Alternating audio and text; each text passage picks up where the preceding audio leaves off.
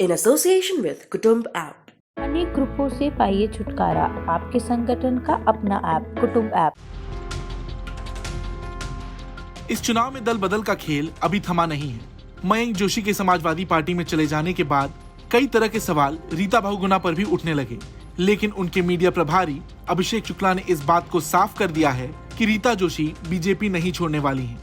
अभिषेक ने बताया कि सांसद त्रिपुरा में आयोजित संसदीय भाषा उप समिति बैठक में भाग लेने गई हैं और उन्होंने कहा है कि मयंक ने सपा क्यों ज्वाइन की उस बारे में वो कोई भी टिप्पणी नहीं करेंगी। उनका स्टैंड पहले से ही क्लियर है, वो भाजपा में है और भाजपा में ही रहेंगी। ये स्वामी प्रसाद मौर्य के बाद प्रदेश में ऐसा दूसरा परिवार होगा जहां दो पार्टियों के झंडे लहराएंगे। जी हाँ, कुछ समय पहले स्वामी प्रसाद मौर्य ने भी बीजेपी छोड़ सपा का दामन थामा था।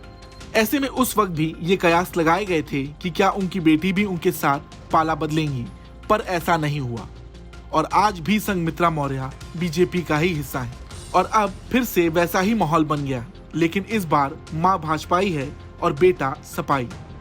दरअसल 2019 के चुनाव में ही जब बीजेपी ने रीता बहुगुणा जोशी को प्रयागराज से लोकसभा का टिकट दिया था, उस वक्त ही उन्होंने आगे चुनाव न लड़ने का ऐलान कर दिया था। ऐसे में बहुगुणा परिवार से यूपी में राजनीति का अगला चेहरा मयंक जोशी को बताया जा रहा था, मगर टिकट ना मिलने की वजह से मयंक जोशी ने बीजेपी का साथ छोड़ सपा ज्वाइन कर ली। इन सब मामले में एक बात और भी सामने आ रही है, वो ये कि अब क्या रीता जोशी राज्यपाल बन पाएंगी? जी हाँ, जब से उन्होंने ये घोषणा की थी कि वो आगे कोई चुनाव नहीं लड़ेंगी, तब से ही प्रदेश में उनके राज्यपाल बनने की चर्चाएं शुरू हो गई थीं। अब क्योंकि उनके बेटे ने पाला बदल लिया है, तो जाहिर सी बात है उनके प्रयासों में झटका जरूर लगा होगा। हालांकि अब चुनाव अंतिम चरण में आ गया है, 10 मार्च भी नजदीक है। कुछ ही दिन में पूरी स्टोरी क्लियर हो जाएगी कि किसका फैसला सही था। ब्यूरो रिपोर्ट, यूपी तक।